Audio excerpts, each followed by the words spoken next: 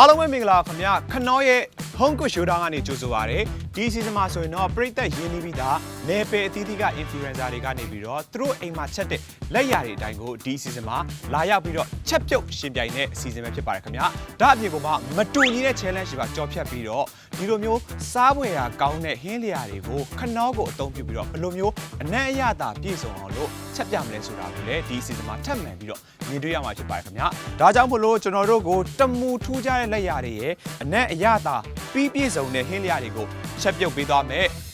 ကိုကျော်စီဟိန်းတဲ့စူးလက်ရာကိုဖိတ်ခေါ်ကြပါတယ်ခင်ဗျာပရိသတ်နဲ့မိတ်ဆက်ပေးပါဦးခင်ဗျာမင်္ဂလာပါကျွန်တော်ကျော်စီဟိန်းခုတ်ကင်းရပါပရိသတ်နဲ့မိတ်ဆက်ပေးပါဦးခင်ဗျာစူးလက်ရာနောက်ကိုရစူးပဲဖြစ်ပါရဲ့ရှင်ဒါဆိုရင်မစူးလို့ခေါ်မယ်ဒါကိုကျော်စီဟိန်းလို့ခေါ်ပါမယ်ခင်ဗျာဟုတ်ကဲ့ပါခနောရဲ့ Home Cooked Showdown အစီအစဉ် join ဖြစ်တဲ့အကြောင်းလေးသိချင်ပါတယ်ခင်ဗျာဘာလို့ join ဖြစ်တာလဲပေါ့နော်ဟင်းချက်ဖို့ဒီခနောနဲ့ဒီ event ဖိတ်ခေါ်ကျွန်တော်လည်းစိတ်ဝင်စားလို့ join လိုက်တာပေါ့ဟုတ်ကဲ့ပါကျွန်တော်လည်းချက်နေကြပဲဆိုဟုတ်ကဲ့ပါမစူးကရောဒီအစီအစဉ်လေးမှာ join ဖြစ်တဲ့အကြောင်းလေးသိချင်ပါတယ်ခင်ဗျာဟုတ်ဒီဟင်းချက်ရတာကြိုက်လို့ပေါ့နော်ပြီးတော့ကိုယ့်အတွက်လည်းဟိုတွေးကြုံရတယ်ဆိုပြီးတော့လာပြန်ပြတာပါရှင်ကျွန်တော်တို့ဒီခနောရဲ့ Home Cooked Showdown အစီအစဉ်ကိုလာပြီး join ပေးတဲ့အတွက်လည်းနှစ်ယောက်လုံးကျေးဇူးအများကြီးတင်ပါတယ်ဒီနေ့မှာဘယ်လိုဟင်းလျာတွေနဲ့လက်စွမ်းပြဖို့စဉ်းစားထားလဲခင်ဗျာကျွန်တော်အကုန်ခုံရတယ် European Asian American အကုန်ချက်ပြမယ်ဟုတ်ကဲ့ဗျာဟုတ်ကဲ့ပါစူးရဲ့လက်ရာကရောကဘာပတ်မှာပေါ့ကဘာပတ်မှာ Europe ဟင်းလျာပဲဖြစ် Asian ပဲဖြစ်မြန်မာဖြစ်ပဲဖြစ်အကုန်ရမယ်ဟုတ်ကဲ့ဟုတ်ဒါဆိုရင်ကျွန်တော်တို့ခနောရဲ့ Home Cooked Showdown အစီအစဉ်မှာစတင်ပြီးတော့ဟင်းနေချက်ဖို့အတွက်ဆိုရင်တော့ကျွန်တော်တို့ mystery box ထဲကနေပြီးတော့ဒီနှစ်ယောက်လုံးကနေပြီးတော့ရွေးချယ်ရမှာဖြစ်ပါတယ်ခင်ဗျာဒါကြောင့်မို့လို့ကျွန်တော်တို့ mystery box စီကိုသွားလိုက်ရအောင်နှစ်ယောက်လုံးကဲဒါဆိုရင်ကျွန်တော်တို့ mystery box လေးစီရောက်လာပြီပဲဖြစ်ပါတယ်ခင်ဗျာကျွန်တော်ဒီ box ထဲမှာဆိုရင်ဟင်းလျာအမယ်တွေအများကြီးထည့်ထားတယ်ဒီထဲကနေပြီးတော့တစ်ယောက်ကိုတက်ကက်စီရွေးချယ်ပြီးတော့ကိုကြတဲ့မဲနဲ့ရကြတဲ့ဟင်းကိုချက်ပြောမှာဖြစ်ပါတယ်ပုံမှန်ဆိုရင်တော့အမတို့အကိုတို့ပေါ့နော်ဒီမှာသွားတယ်ဆိုကိုဟင်းဘယ်ဟင်းကိုချက်မယ်ဆိုပြီးတော့အရင်စဉ်းစားပြီးတော့မှဈေးကိုသွားတယ်ပေါ့နော်အခုလိုမျိုး mystery box ကနှိုက်ပြီးတော့ချက်ရမယ်ဆိုတော့ကျွန်တော်ဘယ်လောက်ထိစိတ်လှုပ်ရှားနေလဲကျွန်တော်ကတော့ဆရာကြီးဆို AC ပဲဆရာကြီးဆို AC ပဲစူးလက်ရာကလည်းခေတူမဟုတ်ဘူးနော်ပြောလိုက် AC ပဲဒါဆိုစူးလက်ရာရဲ့ AC ချက်ရဲ့ကြော်စင်ဟင်းရဲ့ဆရာကြီးအထာနဲ့ဟင်းချက်လိုက်ပဲ okay နောက်ထပ်အနေနဲ့သိချင်တာကကြတော့ဒီမှာဆိုရင်ဒါ randomly ရွေးတယ်ဆိုတဲ့အတွက်ကြောင့်မို့လို့ဒါဟင်းပွဲတွေတော်တော်များများပိုင်နိုင်မှရမယ်ပိုင်နိုင်မှရမယ်ဆိုတော့ကိုကျော်စင်ဟင်းအနေနဲ့ဘယ်အရွယ်လောက်ထဲကနေစပြီးတော့ဟင်းတွေကိုချက်ခဲ့လဲကျွန်တော်14-15လောက်တော့အိမ်မှာချက်တယ်14-15 16ကျတော့ဆိုင်နေပါလို့ချက်နေပြီအိမ်ကဆိုင်ဖွင့်နေတော့အသက်16နှစ်တည်းကစပြီးတော့ဟင်းနေချက်နေပါပြီကဲစူးလိုက်ရအောင်ကျွန်တော်ကတော့16နှစ်လောက်မှစပြီးတော့ချက်ပြတာဒါပေမဲ့မိဖို့ကြောင့်ဝင်တဲ့အချိန်ကတော့အဲ့တက်ဆုံးမယ်နဲ့တူတယ်မိဖို့ကြောင့်ဝင်တာလည်းအဲ့လောက်ပဲဟိုကြံတဲ့အချိန်ကတော့အမေကချက်ပြုတ်ကြည့်ရပဲစားခဲ့ရဆိုတော့လေဒါပေမဲ့နောက်ပိုင်းတော့ဝါသနာပါလာတော့အဲ့ဒီကနေစပြီးတော့ဟင်းနေချက်ပြတာစပြီးတော့ဟုတ်ကဲ့ကိုကျော်စင်ဟင်းက15 16ဟုတ်18မှာကျွန်တော်ကပို့စောတယ်မိဖို့ကြောင့်နဲ့ဝင်တာ10နှစ်လောက်တည်းမိဖို့ကြောင့်နဲ့ကိုပဲပြန်လိုက်ဝင်ပြီးတော့ဟိုစားတာကိုပြန်လိုက်ပါချက်တာတော့ဟိုစားတာကျွန်တော် mystery box ထဲကဟင်းနေရာတွေကိုစပြီးတော့မဲနိုင်ပါမယ်နှစ်ယောက်သားဘသူအရင်စပြီးနှိုက်ချင်လဲခြိုင်မနိုင်လေရတယ်ကဲပါအကိုကလူကောင်သေးလို့ကိုပဲဟိုလိုက်16နှစ်ထဲကဆိုတော့နော်ဟုတ်ကဲ့ okay ဒါဆိုခဏလေးအုပ်ထားပြပါအောင်ကတ်လေးယူထားပြီးအုပ်ထားပြပါအုပ်ထားပြပါကဲမဆုနိုင်ပြပါအောင်ရှင်နေတောင်ခုံးတယ်ရှင်နေတောင်ခုံး okay ကတ်လေးကိုတင်ထားပြပါကဲကိုကြားတဲ့ဟင်းအသီးသီးကိုသိရပြီလို့ထင်ပါတယ်ခင်ဗျာဆိုတော့ကိုကြားတဲ့ဟင်းလျာကပိုင်တဲ့ဟင်းလားဘာအတွက်ဆိုရင်နာရှိလဲအဲ့ဒါလေးပြောပြပါကိုပိုင်တဲ့ဟင်းလားကွက်တီပဲလားကွက်တီပဲအဲ့ဒါ confidence level က1ကနေ10အတွက်ဆိုဘယ်လောက်ထိဖြစ်မလဲ15လောက်ရှိပြီ10ပဲရှိတယ်15 10ပေါ့အဲ့ဒါ10 10လောက်ပဲမဆူးအောင်1ကနေ10 confidence level ဆိုရင်ဘယ်လောက်ရှိမလဲကျွန်တော်ကအကိုက15ဆိုကျွန်တော်20ပေါ့20လောက်တော့ရှိမယ်20လောက်တော့ရှိမယ်ဆိုတော့ဟင်းချက်ဖို့အတွက်ဘယ်လောက်ထိရင်ခုန်နေကြတယ်နှစ်ယောက်လုံးရင်ခုန်တယ်ရင်ခုန်နေတော့မခုန်တော့ဘူး AC ဖြစ်တော့မခုန်တော့ AC ဖြစ်သွားပြီဘယ်ဘက်ကလာလာညာဘက်ကလာလာ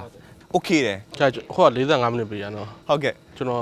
မိနစ်20လောက်သွားအိတ်လို့ရသေးတယ်ဟာမိနစ်20လောက်သွားအိတ်လို့ရတယ်ဟာโอเคပါဝင်ပစ္စည်းတွေကိုဘယ်နေရာမှာထားလဲဆိုတာလေ့လာဖို့အတွက်ကျွန်တော်အချိန်10မိနစ်ပေးမယ်10မိနစ်ပဲပေးမှဖြစ်ပါတယ်ပြီးသွားတယ်ဆိုရင်ဒီမှာရှိမှရှိတဲ့ Steven လေးရှိတယ်အဲ့ Steven ထဲမှာကိုလိုချင်တဲ့အမျိုးအမည်ပစ္စည်းတွေထည့်ပြီးသွားပြီဆိုတာနဲ့စချက်ဖို့အတွက်အချိန်45မိနစ်တိတိပဲပေးမှဖြစ်ပါတယ်ဟေးဒါဆိုရင်ဘယ်ဟင်းကြလဲဆိုတာကိုကျွန်တော်ကြေညာပေးတော့ဖြစ်ပါတယ်ခင်ဗျာကဲကိုကျော်စင်ဟင်းကဆိုရင်တော့ကင်းမွန်နဲ့ငရုတ်တီးကိုချက်ရမှာဖြစ်ပါတယ်ကဲမဆူးကဝက်သားနဲ့ရွှေဖျုံသီးကိုချက်ရမှာဖြစ်ပါတယ်ခင်ဗျာ ကဲဒါဆိုရင်တော့မိဖို့ကြောင့်ထဲမှာတွားရောက်ပြီးကြည့်ရှုဖို့အတွက်အချိန်10မိနစ်ကိုစပြီးတော့ကောင်းတောင်းလုပ်ပေးပါမယ်မိဖို့ကြောင့်ထဲမှာစပြီးတော့ကြည့်လို့ရပါတယ်ခင်ဗျကက်လေးထားခဲ့လို့ရပါတယ် ကြည့်ပဲကြည့်ခိုင်းတာလေလား ကြည့်ပဲကြည့်ခိုင်းတာယူလို့မရသေးဘူး မယူရသေးဘူး ကိုလိုချင်တဲ့ပစ္စည်းတွေရှိရလားပေါ့နော်ဒေချာလေးရှာပေးပါ ဟိုရုပ်တည်းရပဲမှလည်းမသိဘူးဟောရပြီโอเค ရပြီ ဆေးပဲခင်ဗျာ ဒီပဲ ကျွန်တော်တို့ကောင်တာအသီးသီးမှာနေရာယူပေးလို့ရပါတယ်ခင်ဗျ Okay ready ပဲလား ready ဗျာ ready ဗျာမဆူ ready ready ပဲကဲဒါဆိုရင်တော့ကျွန်တော်တို့ခနောရဲ့ Hong Kong Showdown ရဲ့ဟင်းချက်မဲ့ကန်တာစတင်ပါပြီခင်ဗျာ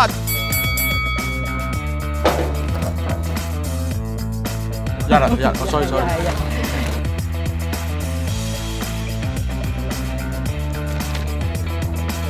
ရတယ်ခဏတော့တာမဟုတ်ရှိရင်ရတယ်ပြန်လာမလို့တော့ရွေးရည်တော့ ကြီးပေးလိုက်ပါကဲပထမဆုံးတင်လိုက်တာခနောကြက်သားမုတ်ရယ်ပြီးသွားတဲ့ခါမှာပြီးသွားတဲ့ခါမှာနောက်ထပ်ကင်းမွန်ရယ်ပြီးသွားတဲ့ခါမှာနောက်ထပ်အနေနဲ့ကျွန်တော်ဂျပန်တိုဘူးတွေကြက်သွန်ဖြူချင်းပေါ့နော်ပြီးသွားတဲ့ခါမှာအရွက်ကလေးတစ်မျိုးလက်တွေဘာရွက်လေးလဲမသိ အဲ့ကောင်ဟိုဟာကချင်နဲ့ကချင်နဲ့ ကချင်နန်နန်အော်ဟိုတရုတ်နန်နန် ရှမ်းနန်နန် ရှ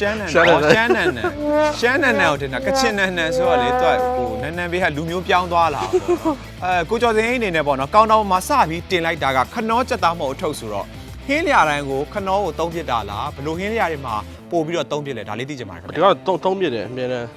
တောင်းတန်အောင်ဆိုစားတော့တိတ်မလိုက်တော့ဘူးကျွန်တော် ခနောကိုကြာဘယ်ဟင်းလျာတွေနဲ့သုံးတယ်ဆိုပို့ပြီးတော့အဆက်ဟက်ပို့ထည့်ပြီးတော့ပို့ပြီးတော့အဆင်ပြေမယ်လို့ထင်တယ် အကုန်လုံးလိုက်ပါရဲ့အကျယ် ဟင်းလျာတိုင်းလို့တော့ထည့်ပြီးတော့ကြက်သားမုတ်ကိုထည့်ပြီးတော့သုံးလို့ရတယ် အကျွတ်ကြော်ဟင်းရည်တို့ချက်တာအကုန်ရတယ် မဆုကုနာတော့ဒါဝက်သားတော့တင်ပြသွားပြီပေါ့နော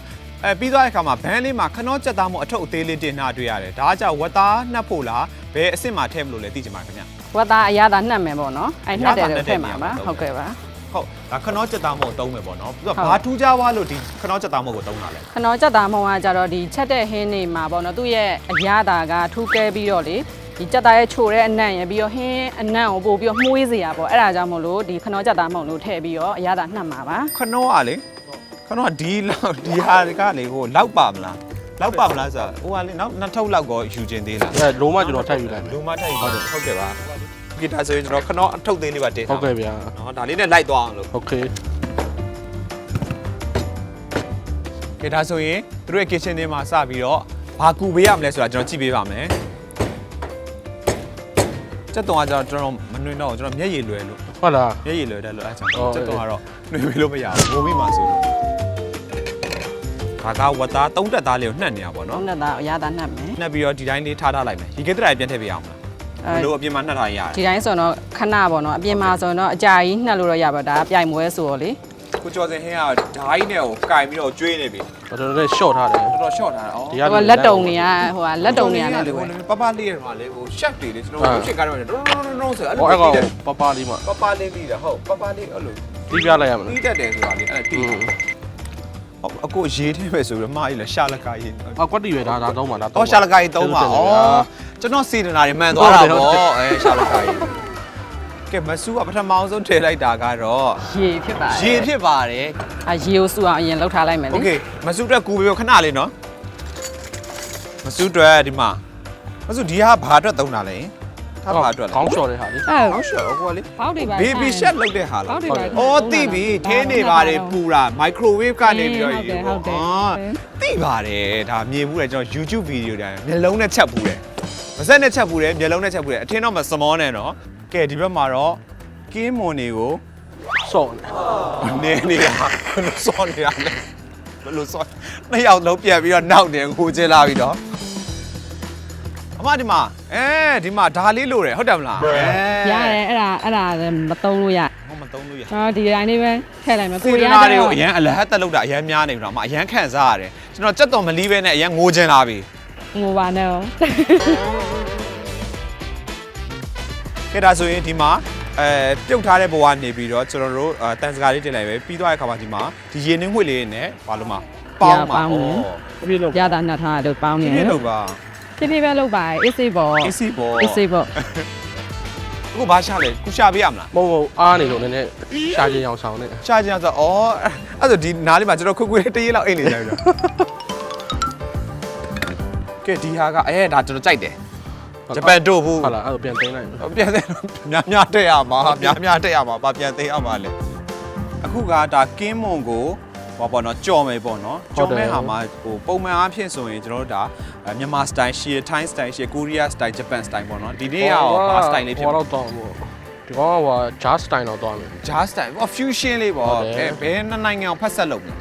ကျွန်တော်နဲ့ကျွန်တော်ကောင်မလေးနဲ့နေရာ ကျွန်တော် ဘာတည်ရမလား Blackpink နဲ့ကလေ လက်ပင်တယ်အော်ဗမာနဲ့ကိုရီးယားဖက်ဆက်လေးမစူအောင် မြန်မာနဲ့တရုတ်နဲ့ရောထားတာလေး ဗမာ ပေါ့ နဲ့တရုတ်ရောထား ဟုတ်ကဲ့အဲ့လိုပုံစံမျိုးချက်လိုက်မယ် ကဲဒါဆိုရင်မြန်မာနဲ့တရုတ်ဒီဘက်မှာတော့မြန်မာနဲ့ကိုရီးယားပုံစံလေးချက်မှာဖြစ်ပါတယ်ကဲဒါဆိုရင်အချိန်အားဖြင့်ဆိုရင်တော့မိနစ်20ဝန်းကျင်18မိနစ်လောက်ပဲကျန်ပါတော့တယ်18မိနစ်ကနေမိနစ်20ဝန်းကျင်လောက်ပဲကျန်ပါတော့တယ် plate တင်းလည်းမပြီးသေးဘူးသွားပြီ plate လည်းမပြီးသေးမိပါမလားပေါ့နော် ဟုတ်တယ်နည်းနည်းစိတ်ပူလာပြီ ကျွန်တော်တကယ်လို့အချိန်9မိနစ်ပို့ပေးမယ်ဆိုရင်2ယောက်လုံးယူကျင်လား ယူကျင်တာပေါ့ ဒါက surprise challenge လေးဖြစ်တဲ့အတွက်ကြောင့်မလို့ကျွန်တော်ကနေပြီးတော့မေးခွန်းလေးမေးမယ် challenge တစ်ခုလာမယ်ပေါ့နော်အဲ့ challenge လေးမှာနိုင်တဲ့အသူမှာ9မိနစ်ပို့ရမှာစိတ်ဝင်စားလား ဝင်လာ 9မိနစ်ပို့ရဖို့အတွက်စိတ်ဝင်စားလား ရတယ် ရတယ်စိတ်ဝင်စားတယ် okay ကျွန်တော်အချိန်မိရဲ့ ကျွန်တော်တို့ရဲ့ခနောရဲ့ Hong Kong Showdown ရဲ့ surprise challenge လေးလာပြီးပဲဖြစ်ပါတယ်ခင်ဗျာ surprise challenge ဆိုတာကတော့ဒီမှာဟင်းချက်နေမယ်ချက်နေတဲ့သူတွေကနေပြီးတော့ကျွန်တော်မေးလိုက်တဲ့ activity လေး challenge လေးကိုဟင်းချက်နေနဲ့ဝင် join နဲ့မှာအနိုင်ရရှိသွားတဲ့သူကဆိုရင်တော့ extra နောက်ထပ်9မိနစ်အခွင့်အရေးရရှိမဲ့challenge လေးဖြစ်ပါတယ်ခင်ဗျာတကယ်လို့ဒီမှာပုံမှန်အတိုင်းပေါ့နော်တကယ်လို့ဒီပွဲမှာရှုံးသွားရဆိုတော့45မိနစ်တွေပြီးအောင်ချက်အောင်ဖြစ်ပြီးတော့ခုနကတော့ပြောတိုင်း9မိနစ်ပိုရတဲ့အတွက်ကြောင့်မလို့နိုင်တဲ့လူကတော့မိနစ်50အထိရရှိသွားမှာဖြစ်ပါတယ်ဆိုတော့ plating တွေပါအတွက်ပို့ပြီးတော့အချိန်ရမယ်ပေါ့နော် ချိန်ရဒါဆိုတော့နိုင်ပြန်မရ ဒီတစ်ခေါက် challenge ရေးရဆိုရင်တော့မုတ်လေးနဲ့ပတ်သက်ပြီးတော့ challenge ပဲဖြစ်ပါတယ်ခင်ဗျမုတ်နဲ့ပတ်သက်ပြီးတော့ကျွန်တော်ကနေပြီးတော့မေးခွန်းတစ်ခုမေးမယ်အဲ့မေးခွန်းကိုဘေးနားမှာရှိတဲ့ bell လေးရှိရယ်အဲ့ bell လေးကိုနှိပ်ပြီးတော့ဖြေရမှာဖြစ်ပါတယ်ကိုဟင်းကလည်းဒီမှာဘေးနားမှာတည်နေတဲ့အတွက်ကြောင့်မို့လို့ဟင်းချက်နေနဲ့မှာဟင်းပွဲကိုလည်း view ဆက်ရမယ်ပြီးတော့အခါမှာ surprise challenge ကျွန်တော်မေးတဲ့မေးခွန်းလေးကိုလည်းနားဆွင့်ပြီးတော့သိပြီဆိုတော့အမြန်ဆုံးဖြေရမှာဖြစ်ပါတယ် ready ပဲလား ready ပဲ ကိုကျော်စင် ready ပဲလား ready ဗျာ ကျွန်တော် challenge ရှိတဲ့နာမည်ကဆိုရင်တော့ထညက်မပါတဲ့မုတ်ကိုကျွန်တော်ပြောရမှာဖြစ်ပါတယ်ဒါကို10စက္ကန့်အတွင်းအများဆုံးဖြည့်အောင်ပြောနိုင်တဲ့သူကအနိုင်ရရှိမှာဖြစ်ပါတယ်ခင်ဗျာဖြည့်ပါထညက်မပါတဲ့ အုံသီးကြောက်ကြော အုံသီးကြောက်ကြော ပုံထမင်းကောင်းချင်းစီတမဲကောင်းချင်းရွှေကြီး 10စက္ကန့်ပြည့်သွားပါပြီအမပြောခဲ့တဲ့မုတ်လေးပြန်ပြောပြပါအောင်အုံထမင်း အုံထမင်းအုံသီးကြောက်ကြော အုံသီးကြောက်ကြောအုံသီးကြောက်ကြောကတော့ပါမယ်ဒါမုတ်ထဲမှာပါတဲ့အတွက်ကြောင့်မလို့အုံထမင်းကတော့ကျွန်တော်ထမင်းထဲမှာပါသွားလိမ့်မယ် ဟောထမင်း အုံ နဲ့ တို့ မှာ ကြောက်ကြောပြီးသွားတဲ့အခါမှာနောက်တစ်ခုက ကောင်းချင်းရွှေကြီး ကောင်းချင်းရွှေကြီး ရွှေကြီးစနမကန် ရွှေကြီးစနေမီကโอเคဒါဆိုရင်တော့အပြေမှန်ပါတယ်ဒါဆိုရင်တော့မဆူကနေပြီးတော့ surprise challenge မှာတူဒီကိုတခါတည်းဝယ်ပြီးတော့ဘဲကိုတီးပြီးတော့ပေါင်ရှင်ပြန်နေတဲ့အတွက်ကြောင့်မလို့မဆူကတော့45မိနစ်မှာနောက်ထပ်9မိနစ်ပေါ့နော်စုစုကမိနစ်50တိတိရမှာဖြစ်ပြီးတော့ကိုကျော်စင်ဟင်းကတော့ဒါအကျော်ပေးထားတဲ့နဲ့တူပါတယ် ဟုတ်တယ် ဟုတ်တယ်အကျော်ပေးထားတယ်ဆိုတော့အတွက်ကြောင့်မလို့45မိနစ်အတွင်းမှာသူအပြီးချက်ရမှာဖြစ်ပါတယ်ကဲဒါဆိုရင်အချိန်အားဖြင့်ဆိုရင်14မိနစ်လောက်ပဲကြာမှာတော့တယ်ကဲမဆူကလည်းဟိုဘက်မှာသူဟင်းလေးကိုပေါင်းနေတာပေါ့နော်အစင်ရောပြေလားမသိဘူးမဆူတော့ကတော့16မိနစ်လောက်တော့ရသေးတယ်ကိုကျော်စင်ဟင်းအတွက်ကတော့14မိနစ်လောက်ပဲအချိန်ရတော့တယ်မိပါမလား မိတယ် မိတယ် မိမယ်လို့တော့ထင်တာပဲ မိမယ်လို့တော့ထင်တာပဲ16မိနစ်အတွင်းကိုမိအောင် final plating အထိနော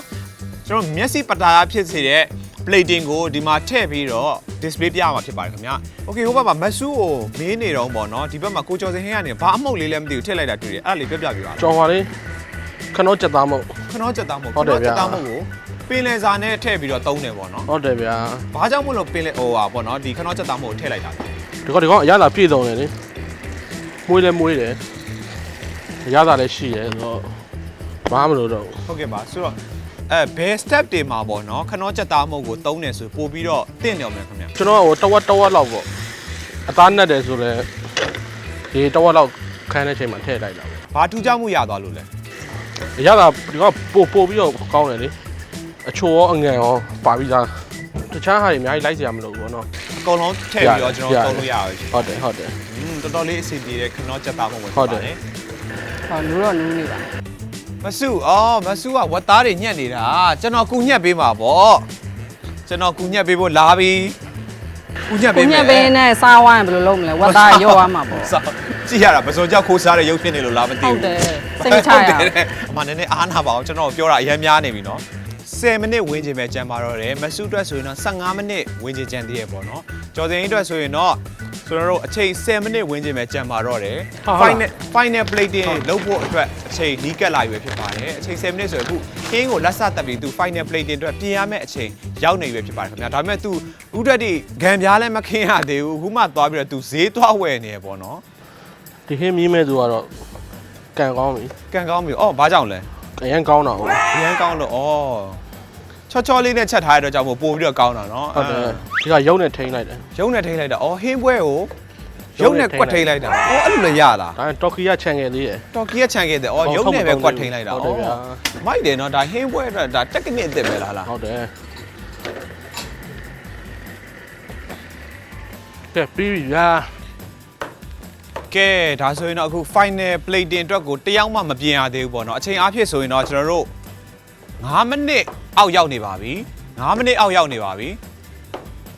9မိနစ်အတွင်းမှာသူတို့ final plating အတွက်ကိုဘယ်လိုမျိုးအမြန်ပြင်ဆင်ရမလဲပေါ့နော်အရန်ရှင်နေခုန်နေပြီးစိတ်တွေလည်းလှုပ်ရှားနေသူတို့မှီပါမလားပေါ့နော်9မိနစ်ပဲကြံပါတော့တယ်အမြန်လေးလုပ်ပေးပါဒီထက်ပိုမြန်လေးတွတ်လေးလုပ်ပေးပါ အေးအေး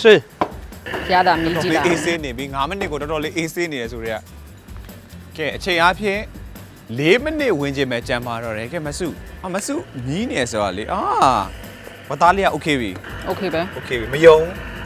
ရှယ်ပဲ ရှယ်ပဲမယုံဆိုတော့မြီးချင်လို့မယုံလို့ပြောတာနည်းပါမြီးပါတော့မပြောအမနည်းနည်းကျွန်တော်နည်းနည်းအားနာသင့်နေပြီနော်မြီးပါအောင်လို့မောင်လေးပြောပါအောင် မြည်မောင်လေးမြည်မလား မြီးပါမြီးမောင်လေးမြီးစရာမလိုတော့အမမြီးလိုက်တာနဲ့ okay နေပါအဲ့လိုမျိုးလားဒါဆိုရင်ကျွန်တော်မြီးကြည့်လိုက်မယ်နော်မဖိတ်ခေါ်လဲကျွန်တော်မြီးလိုက်တော့မယ်နော်မြီးကြည့်မယ်နော်နည်းနည်းကြာတော့မွေးကောင်းတယ် တော်ပဲလားရတာ သူပြောင်းချိုတာလေးနဲ့ကွက်တီကိုဝတ်သားလဲရှယ်ပဲနော် ရှယ်ပဲโอเคပါဒါဆိုရင်အချိန်အားဖြင့်ဆိုရင်ကျွန်တော်စက္ကန့်20ဝန်းကျင်လောက်ပဲလိုပါတော့တယ် နောက်ပြီဗျာ စက္ကန့်20ဝန်းကျင်လောက်ပဲလိုပါတော့တယ်45မိနစ်ပြည့်โอเคဒါဆိုကျွန်တော် countdown လေးစိုက်ခြင်းပါတယ်ခင်ဗျာ10 9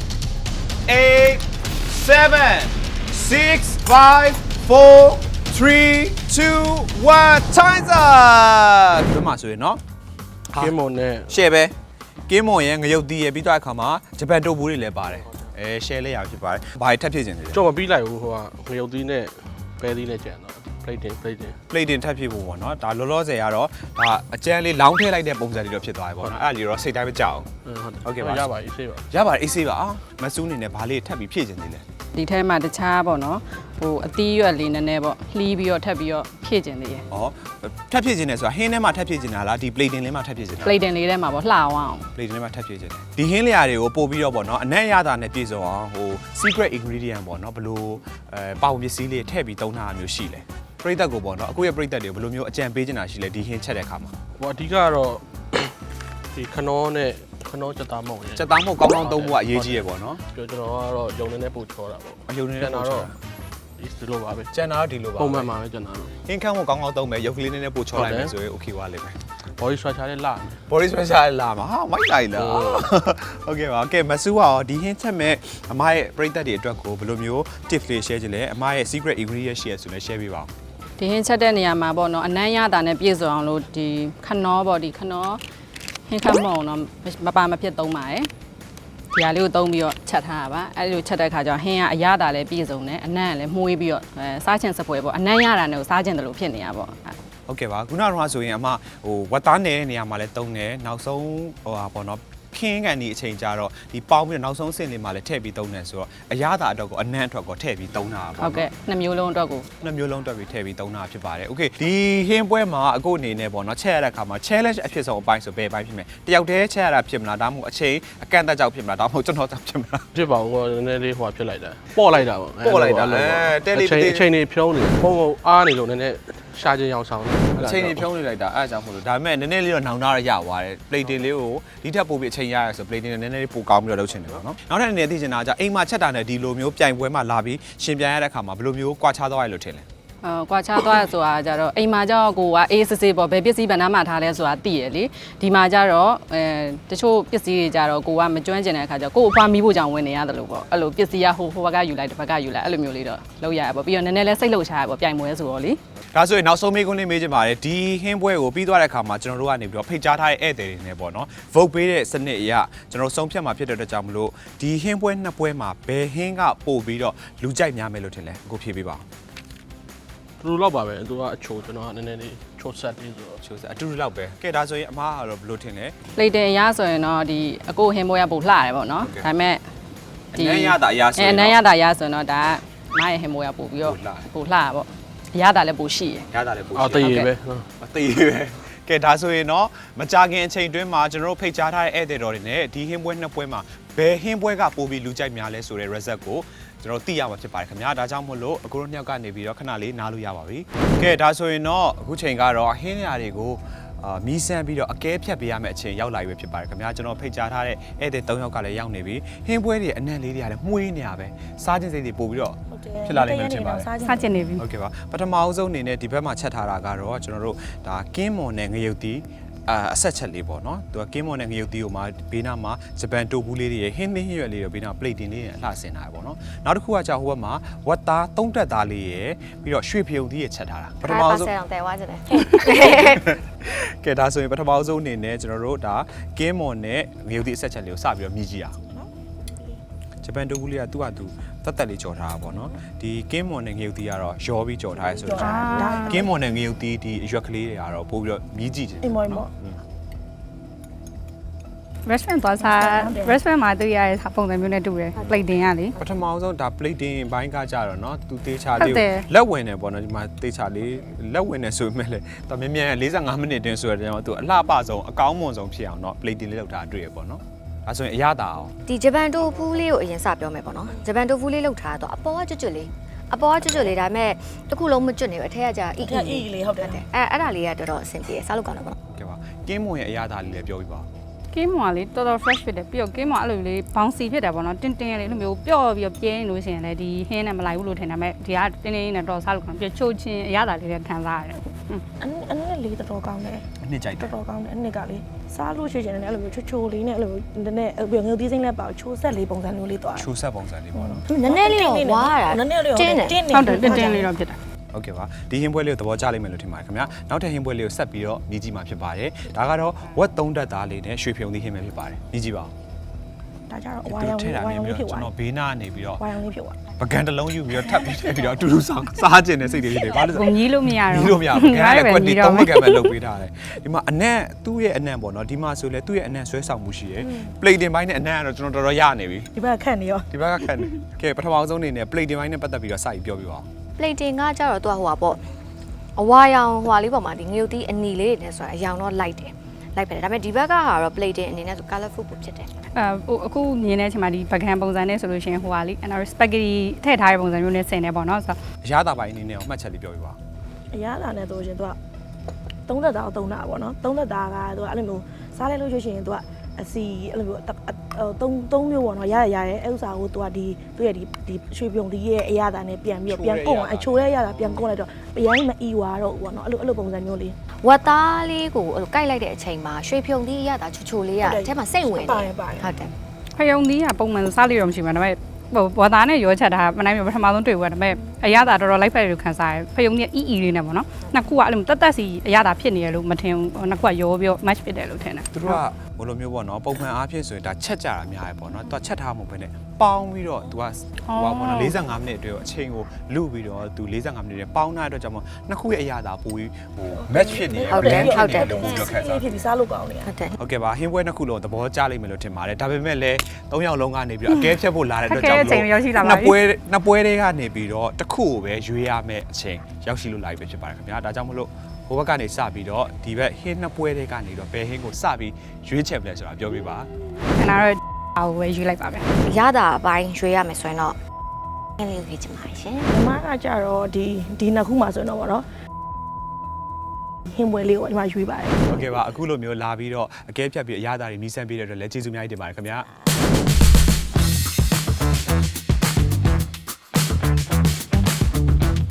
ကဲဒါဆိုရင်တော့ကျွန်တော်တို့ခနော home cook showdown ရဲ့ဒီနေ့အပိုင်းမှာဘယ်ဟင်းတရားကပို့ပြီးတော့လူကြိုက်များလဲဆိုတဲ့ result ကကျွန်တော်ရဲ့လက်ထဲမှာ trophy နဲ့အတူတကွရောက်ရှိနေပြီဖြစ်ပါတယ်ခင်ဗျကဲဒါဆိုရင်မကြခင်အချိန်တွင်းမှာကျွန်တော်တို့ result ကိုကြီးညာပေးတော့ဖြစ်ပါတယ်ဆိုတော့ကိုချက်တဲ့ဟင်းနဲ့ပတ်သက်ပြီးတော့ဘယ်လောက်ထိ confidence ရှိလဲဘယ်လောက်ထိရင်ခုန်စိတ်လှုပ်ရှားနေလဲဆိုတာလေးပြောပြပါ ဟုတ်ကဲ့ဟိုအရသာနဲ့ပတ်သက်ပြီးရွေးမယ်ဆိုရင်တော့စုရမယ်ပေါ့နော်အဲ့လိုတော့ယုံကြည်မှုတော့ရှိရတယ်ဒါပေမဲ့လောလောဆယ်တော့ရှင်အရန်ခုန်တက်ရှူရမှာပြီးတော့မမရှူ လိုဖြစ်နေ ရင်းနေခုန်နေကဲကိုကျော်စင်ဟင်းကဘယ်လောက်ထိရင်ခုန်နေလဲဘယ်လောက်ထိရင်ခုန်နေလဲဆို crash ကောက်ပါလေးကိုတွေ့တယ်လို့ပဲအဲ့ပေါ့ပုံမှန်ပါတော့ပုံမှန် AC ပုံမှန်ကျော်စင်ဟင်းပဲဖြစ်ပါတယ် Okay ဒါဆိုရင်တော့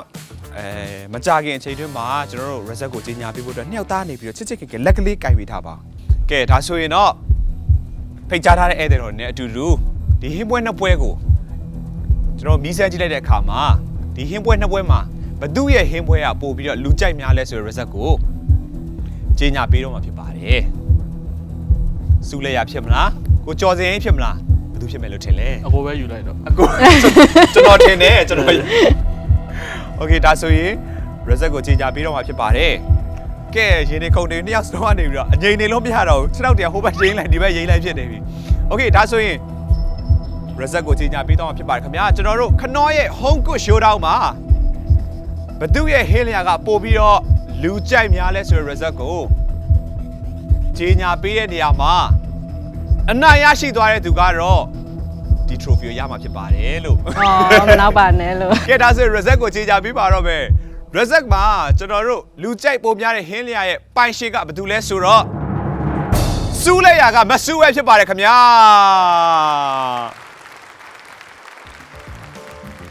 ဟုတ်ကဲ့ပါအမဂုဏ်ယူပါတယ်ကျွန်တော်တို့ဟိုခုနတော့ပေါ့နော်ဖိတ်ကြားထားတဲ့ဧည့်သည်တော်တွေနဲ့အတူတူအရသာကိုမီးဆဲကြည့်လိုက်တဲ့အခါမှာ plate တင်ပိုင်းနဲ့ပတ်သက်ပြီးတော့အကိုကိုတော်တော်လေးသဘောကျကြတယ်ပြီးတော့အခါမှာအရသာပိုင်းနဲ့ပတ်သက်ပြီးတော့အမနာတဖျားလေးနည်းနည်းလေးပို့တာသွားတယ်ဒါဆိုရင်တော့အမကိုဂုဏ်ပြုပါတယ်လို့လည်းပြောချင်ပါတယ်နောက်ထပ်အနေနဲ့ဆိုရင်ဒီ trophy လေးနဲ့အတူတူခနောရဲ့လက်ဆောင်ပစ္စည်းတွေပါကျွန်တော်လက်ဆောင်ပေးချင်ပါတယ်ခင်ဗျာကဲဒါဆိုရင်တော့ဒီထက်ပိုကောင်းတဲ့ဟင်းလျာချက်ပြုတ်ဖို့အတွက်ခနောလက်ဆောင်ချင်းလေးပဲဖြစ်ပါတယ်ကျေးဇူးအများကြီးတင်ပါတယ်ကျေးဇူးတင်ပါတယ်ကဲအနက်ရတာနဲ့ပြည်စုံတဲ့ဟင်းလေးချက်ဖို့အတွက်ခနောရဲ့လက်ဆောင်ချင်းပဲဖြစ်ပါတယ်ခင်ဗျာကျေးဇူးအများကြီးတင်ပါတယ်နှစ်ယောက်စလုံးကိုလည်းကျွန်တော်တို့အစီအစဉ်မှာပျော်ပျော်ရွှင်ရွှင်လာပြီးတော့ဟင်းချက်ပေးတဲ့အတွက်လည်းကျေးဇူးအများကြီးတင်ပါတယ်ဆိုတာကိုထပ်လောင်းပြီးတော့ပြောချင်ပါတယ်ခင်ဗျာ